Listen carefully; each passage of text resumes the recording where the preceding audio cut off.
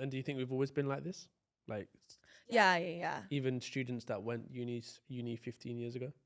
Well, I think we've been like this since the caves. In the caves. Yeah. Yeah, that's what like That's humans are your- humans. Like yeah. human nature doesn't change. Mm. I mean, like, people evolve and cultures and communities and different things, but generally human nature hasn't changed since the caves. I think we're all stimulated by the same thing.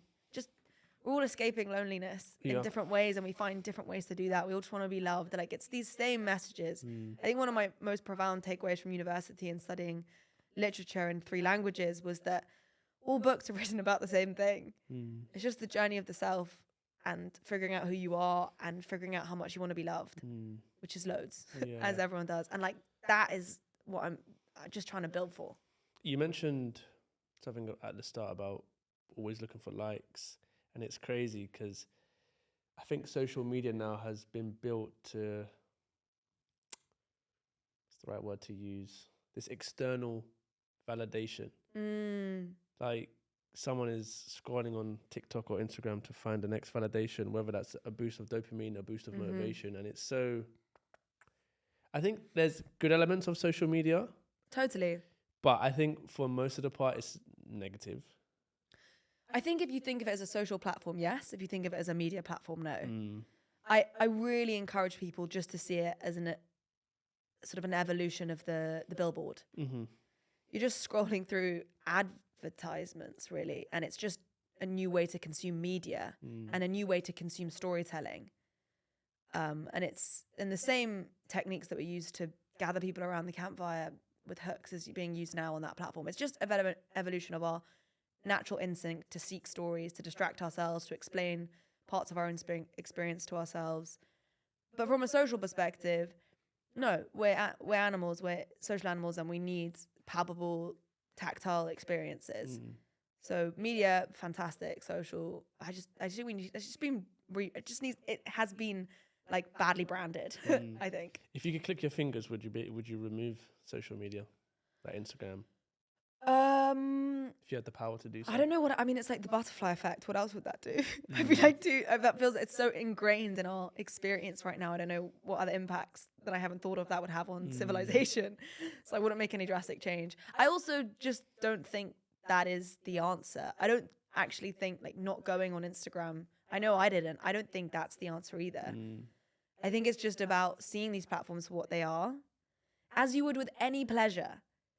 Again, another crazy consistent thing in human existence is just navigating our relationship with pleasure. And we've always had to do that, whether it's like sweet treats or drugs or alcohol or dopamine release sort of devices.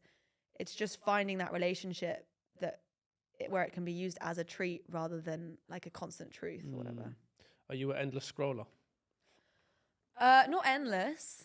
Okay, so I don't have a personal Instagram, so I don't, so it doesn't like know me. The algorithm doesn't know me that well because I'm not like posting, interacting with my friend. Like, I don't have that. But I do have it for my company, and I do sometimes scroll. I got actually in a bad habit relatively recently. I had quite a good relationship with it and just using it for work and inspiration, and then it started to understand a side to me, which is my obsessive side, and it started to show me a lot of like tech bro content, or just like Sam Altman and all this kind of stuff, and I was like, oh damn. And I got in a couple loops where I was like, George, are you hustling hard enough? And I actually recently did a TEDx talk about that spiral. Okay. And it was a really cathartic experience to get what I was feeling out. And now I feel like I'm back on the road again with a healthy relationship with it and taking control of it a bit. And what's one thing that you would advise people to try get control of those endless habits of scrolling and looking for the next boost of dopamine? Because I found myself scrolling. I was exactly like you. Totally. I'm here for, information. Exactly, information, looking at other podcasts, blah, blah, blah. And then I end up watching someone clean their washing machine and just endlessly scrolling on that. It's crazy. Like, yeah. Well, there's some like practical tips. Like right now you can actually clear your algorithm on Instagram. You can like refresh it. Okay. Yeah, you can reset it. You have to press it like 4 times for it to work, but you can reset it, and that will help to a certain extent because it will just know you a little less well. I personally found any of the devices where it's like it locks you out, but then you just click 5 more minutes. But I don't think any of the timers, I don't think any of those work that well. No, they don't. As with anything, it's like it's just one of those things. I think people like we're adults. We've just got to take this into our own hands and be disciplined about it. I mean, as with relationship with any pleasure, I would say that it's just, you got to find your limits. And that's just part of the adult experience. And there's an extent to which other people can help and support you with them. But like to a certain extent, you've just got to realize like anything that brings you up will bring you down. If you scroll, you will have a come down.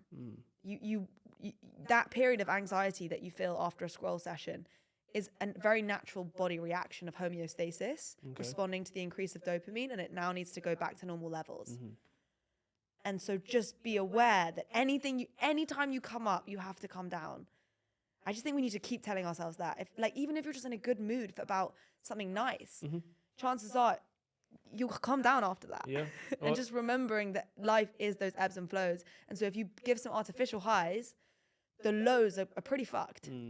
Well, it's a universal law, right? The law of polarity. Yeah. And someone that I listen to often say that you should always remain at a state of enthuse, because enthuse is not... What is it? Enthuse, yeah. Like enthusiastic. Oh, cool. But you I stay didn't know that was a word. Yeah. Enthuse. I hope I'm saying that right. No, you are. Okay. I'm sure. I I don't know. Either way, you're not on a constant high, you're not on a constant low. So if you're just balanced, you can never reach that high. And obviously, as a high, there's an opposite of a low, and as a low, there's a high, right? Yeah, but you also want to, I think you also want to live. You want to feel the highs. Yeah. But like a natural high, like a high that you get when you're like with your friends at a gig and you're like, oh, amazing. Like those kind of moments. I went to a gig 2 nights ago, and just like when everyone's singing and they know the words and they're just like, oh, I was just like ecstatic. Those high, it's always connection in real life is the best high. It just takes more work to get there. Delayed gratification will always be the most organic, best high you can get, but it is delayed and there is discipline involved, and it is hard work. Either you have to leave your house to go to an experience, or you have to work really hard and then see the work pay off. And it's harder. It is. And are you someone that struggles to pat themselves on the back when you've done something? Yeah. Yeah. Big time. Why do you think we're like that? Because I'm very much the same. Like I could do something really that I've wanted to achieve. I've written it down, and it happens, and I'm like, oh, great. Just twiddling my thumbs. Like I don't reward myself or celebrate. Why are we like that? It's just something that I ask myself all the time.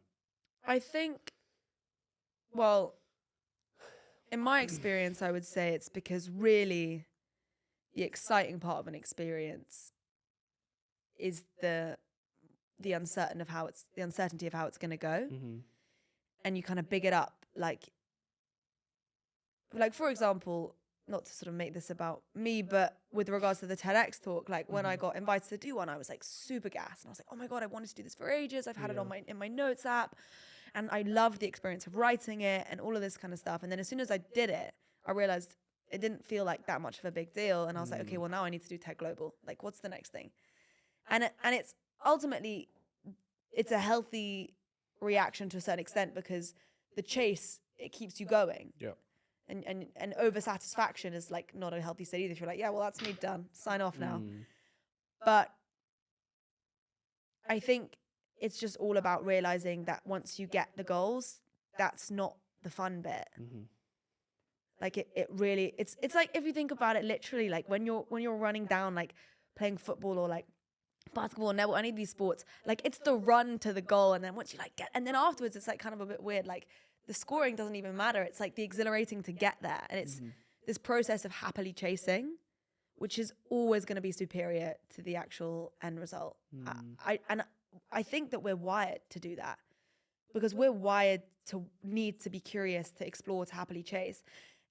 And it couldn't be that as soon as you've got your goal, you fuck off and you're like, because then we would stop exploring. Like we're humans, we need to go and create and build new things. So it's part of our makeup, I think. And if it keeps, you just got to make sure that during the chase, you're like, oh, I'm happy. I love this. Yeah. So that was the endless race, right? Nice. It's I the see what you endless- did there. see what I Very did good. You mentioned about breaking bad habits. Yeah. What's one habit that you really struggled to break? I've had so many weird ones. I used to be obsessed with chewing gum. Okay. And you know those like shaker packets where you'd get like the plastic ones with the little Yeah.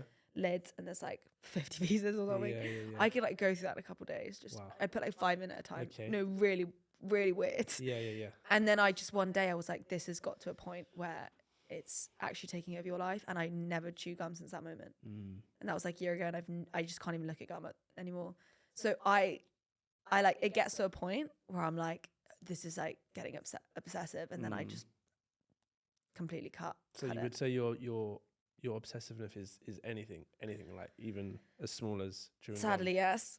I struggle to be on the fence. I think I'd love to be on the fence about. I either really love something or I don't like it at all. I think being on the fence feels like quite a nice place to be.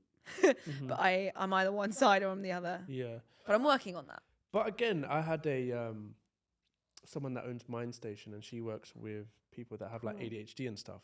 And they talk about Has been said. They talk about it being a bad thing, but being obsessive, in my eyes, when I had that conversation, it's not a bad thing. If you're someone that can sit down and be extremely productive in a business or going to the gym or setting up a business, why is that?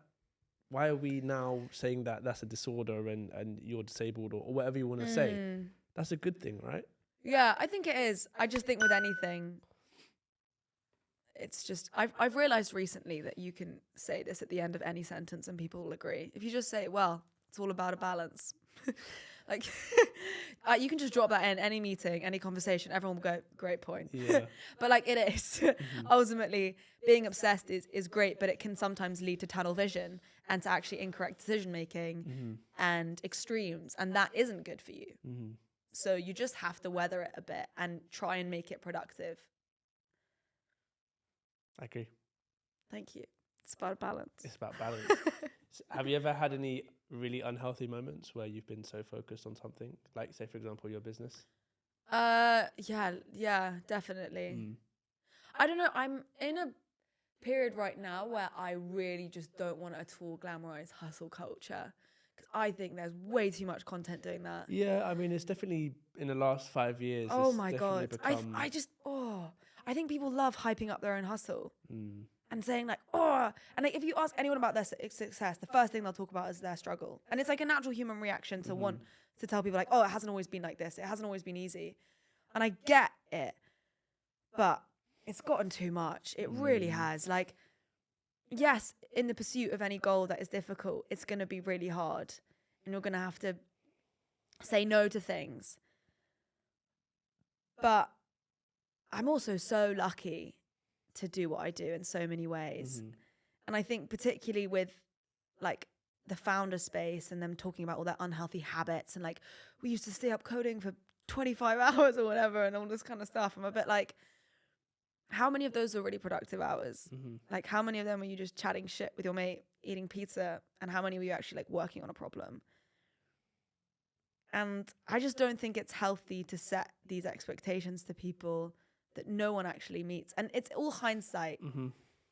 In my TEDx talk, one of the things that I said is there is a lot that these people that seem to have it all figured out have that you don't have, but the two most important are hindsight and an editor, and they play a remarkably similar role.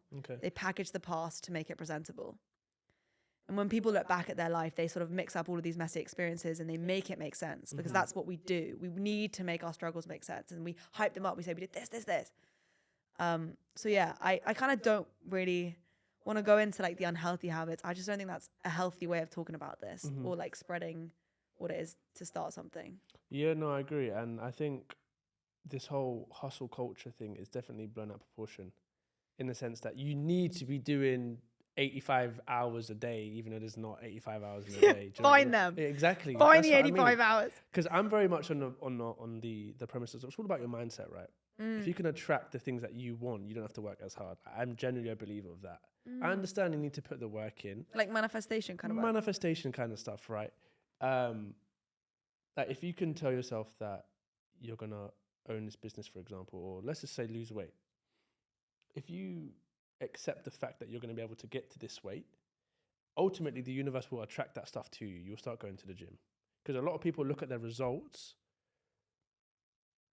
and that is an effect of a cause of your thoughts, and you can't change an effect without changing the cause. So Nice. Yeah, you need to create the mindset for yourself before you get there almost. exactly, right? People look at the bank account and say, oh shit, I've got no money in my account and I can't do the business. And that's when the thoughts come in and it's just end the cycle. Whereas if you tell yourself, I have the money, you believe, you feel all of this great emotional stuff, evidently that will change the way you feel, which will change your actions, which will change your results. That's how I see it. But a lot of people look at it from a result standpoint. And this is where this hustle culture for me is like, there's an element to it that makes sense. You got to work hard to play hard, but also it's a mindset. I mean, exactly. And I think a lot of what these people are doing are telling other people how to live their life with words that they actually need to tell themselves. But it's way easier to make yourself do something if you tell someone else to do it and then you internalize it. Yeah. It's like the classic thing of, to really test whether you know something, you should teach someone. Yeah. And I think that in order to keep themselves accountable, they're kind of like publishing their routine. It's a great tactic, and I respect it, and like, do what you need to do, to be honest. But I agree. I think perspective is a real privilege in itself. And I think that, like, that's what we should be seeking, just finding out your own rhythms and routines and not feeling like you need to get up at 4 a.m. and put your face in ice and salt water or whatever that guy does. That's been going crazy. But he knows what he's doing, right? Yeah, I mean, that's a skit. Like, that's funny, to be honest. Yeah. Like, that's, yeah. I think the internet just is going through, like, quite a funny phase right now. Like, it really is, just with meme culture and, like, different things going viral. And I think, again, it's just, like, take a step back and be like, look at all these humans. Like, what are they doing? Yeah. We don't know what we're doing. We're just, like, putting our lives out there. We're just, like, telling our stories. We're just gathering people around our campfires and being like, this is my life. Connect with me. Make me feel less lonely. It's all about making people feel less lonely. And it's kind of quite sweet when you look at it like that. Yeah, yeah. Do you practice manifestations? I personally don't actively, but I think to a certain extent my brain is hardwired to be more deluded about what I can achieve. Okay. So you don't do, like, meditation? I don't do it. Sometimes I do a bit of journaling or meditation, but I talk to myself quite a lot. Okay. Like, I just give myself hype talks. I'll be like, George, like, you can do this. Yeah.